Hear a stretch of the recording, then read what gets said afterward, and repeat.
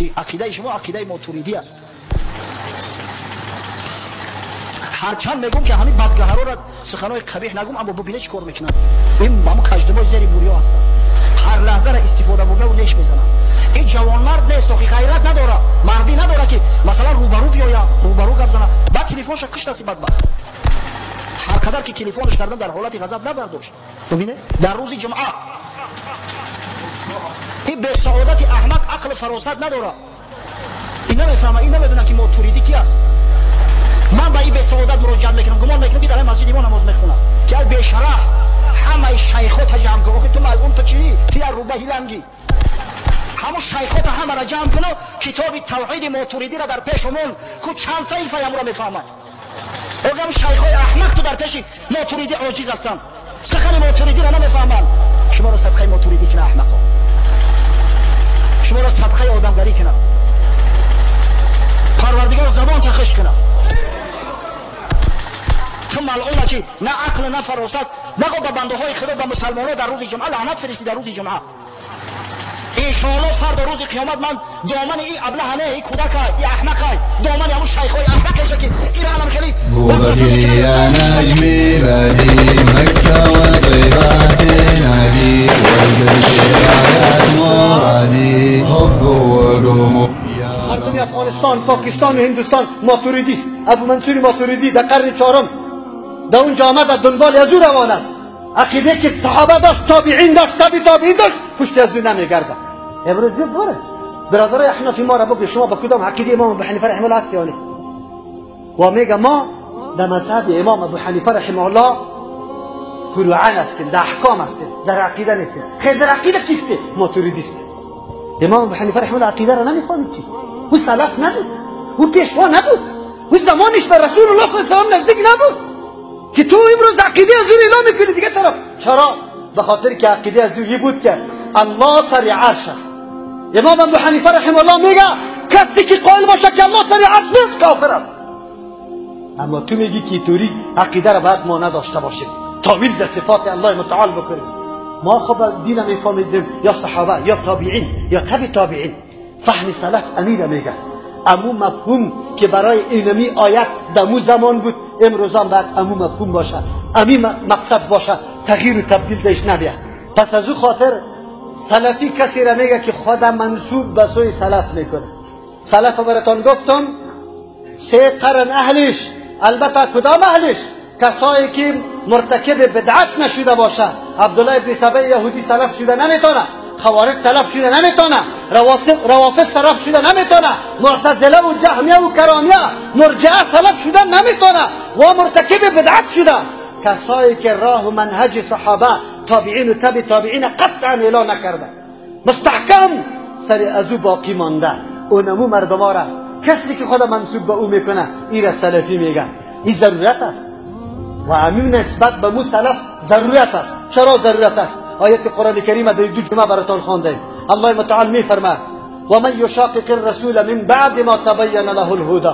کسی که مخالفت پیغمبر میکنه پس از اینکه هدایت برش واضح شده. هدایت چی را میگه؟ کدام نظامی را که الله روان کرد، کدام وحی که الله فرستاد، کتاب الله متعال.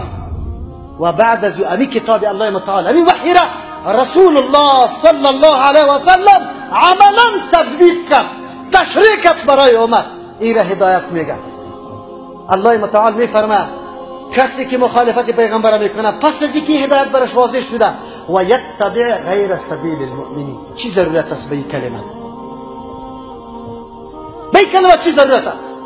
الله باید میگفت که کسی که مخالفت پیغمبر میکنه خلاص به می گفت خلاص میشد و میگفت که به مو طرفی که او روی دور داده مو طرف میگردانم شه و جایشان جهنم است. باز چرا میگه و یتبع غیر سبیل المؤمنین؟ بسیار مردم هست مخالفت رسول خود نمیکنه، بالکل نمیکنه، خودشان داد میزنه که مخالفت رسول نمیکنم، اما منهج سلف ترک کرده، فهم سلف ترک کرده، عمل سلف ترک کرده، مفهومی که از دین وا برداشت کرده بودن او را ای امروز امو مفهوم برداشت نمیکنه. این برای خود مفهوم جدا تعیین کرده.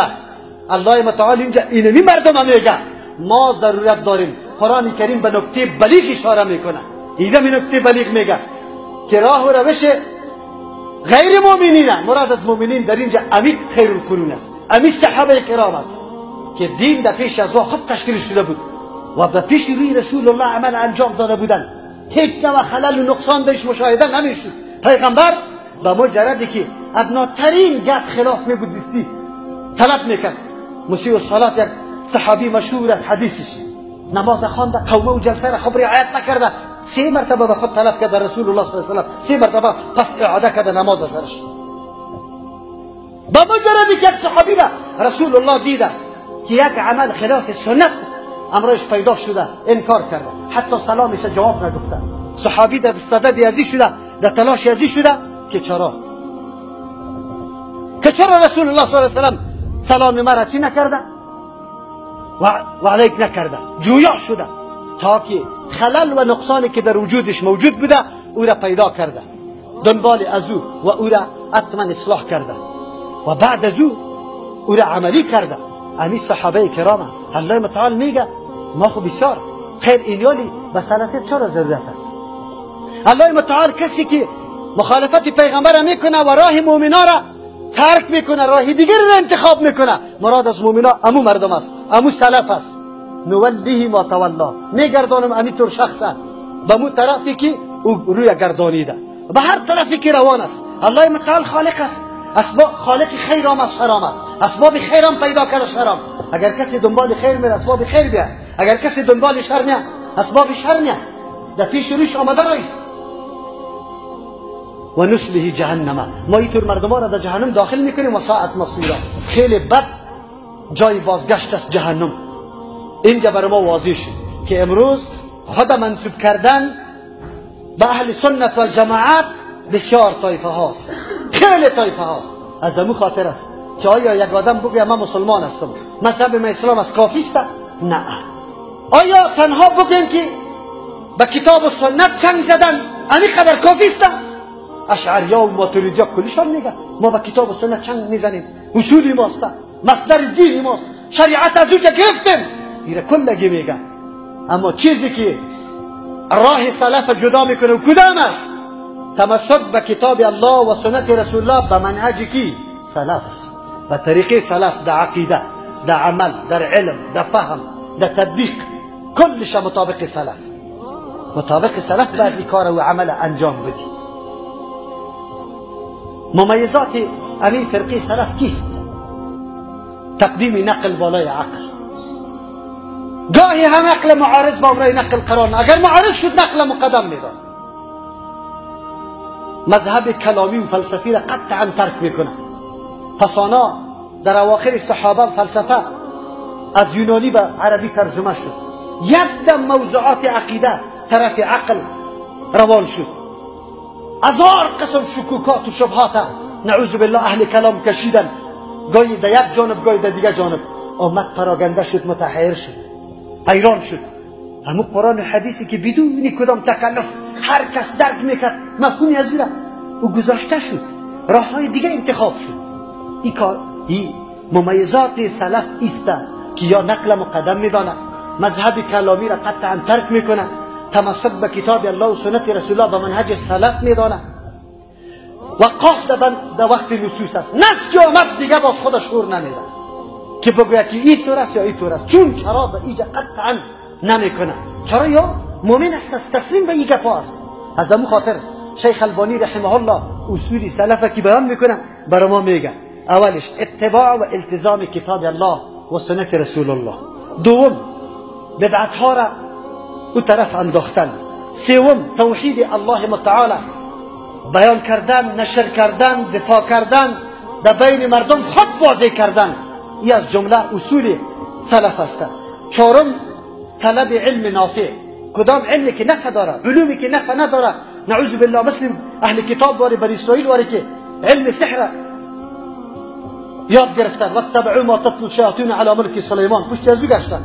و توری علوم نه، علومی که ما را در بدر میکنه. تاسف در اینجاست که امروز مدارس ما علوم نافع را خود چی میکنی که علوم زهراگینه به شاگردان تعلیم داده رویسته. من تاسف میکنم به اون علما که چطور تا امروز امو کتابا را نعوذ بالله تدریس میکنن که از او چه زهر است، زهر قاتل، خصوصا به کسی که معلومات کافی از قرآن و حدیث نداره. در بدر خاک بسر شدن علما. تأسف در است که حتی در مدارس سلفی، در مدارس کسایی که داد از قرآن و حدیث میزنه، در اون کتابا تدریس میشه. دیگه تصفیه و تربیه، عقاید صفا کردن، عمل صفا کردن و تربیه کردن، این اصول سلف است. یا تلاششان است، از ابتدا شروع میکنه. الحمدلله جایی که سلف است شما ببینید علم در اردو شاخ یا در اردو شعبه دوام داره، هم در ذکور و هم در ایناس، بلکه توجه به ایناس خیلی زیاد است. چرا که آینده مادر معلمه و مدرسه خود است، خانه خود است، اولاد شاگردایش است. این را باید به مو طریقه، به مو عقیده تربیه بکنه، چیزی که از کتاب الله و سنت رسول الله گرفته. و دیگه هم یکی از اصولش ششم نبذ تحزب است، گروه گرایی، حزب گرایی را مکمل دور انداختن. چرا که امت پراگنده کرده، امت باید جمع سر کتاب الله و سنت رسول الله شود. این را سلفی میگه. پس سلفیت یک منهج است، گروه، طایفه، حزب نیست. او سلفیت تنها در زمان پیغمبر نه، بلکه امروز هم پیدا میشه. کسی که التزام کتاب الله و سنت رسول الله را میکنه لیکن به منهج و فهم سلف، اونمو را ما سلفی میگیم. پس سلفیت منحصر به یک زمانه یا مرحله زمانی نیست، بلکه هر کسی که این صفاتها را پیدا کرد و این صفاتهایی است که هیچ کسی انکارم کرده نمیتونه که بگوید. چرا؟ به خاطر که کتاب الله و سنت رسول الله التزام میشه، خو احد پیدا نمیشه که بگوید من کار ندارم یا من هیچ قطعش تعلقه ندارم. اما نکته جالبی دیگه که فهمی همی کتاب و سنت به فهمی کی باشه؟ سلف. تطبیقش به تطبیقی کی باشه؟ سلف باشه. عقیدهش به عقیده کی باشه؟ سلف. عملش به عمل کی باشه؟ سلف. اون وقت راه نجات است. چرا راه نجات است؟ رسول الله صلی الله علیه و سلم حرکت از واره، منهج از واره، طریقه از واره شاهدی داده به خیریتش و بهتریتش. اگر ما امو طریقه را روان نمیشیم، امو طریقه را امروز از خود نمیکنیم، نمیتونیم که ما کامیابی را حاصل کنیم. و امو فرقه ناجی که رسول الله گفت که کل دیگه در جهنم است، امی فرقه در جنت است، او فرقه شده نمیتونیم. پس آل شما بگوید که چقدر ضرورت است به این موضوع، چقدر ما باید دنبال این موضوع بگردیم که حقیقت منهج خود ما بدانیم و به این منهج روان باشیم. در اکتفا نمیکنیم ان شاء الله. در جمعه های بعدی ائمه اربعه را به ثبوت میرسانیم که کسی را دعوت برای تحزب، برای گروهگرایی، برای مذهب خود قطعا نکرده. و بریستن از این اختلافات. در روز قیامت خود اعلان کردن که یا الله متعال، ما به پیروای خود یا کسی که قول ما را مطالعه کرده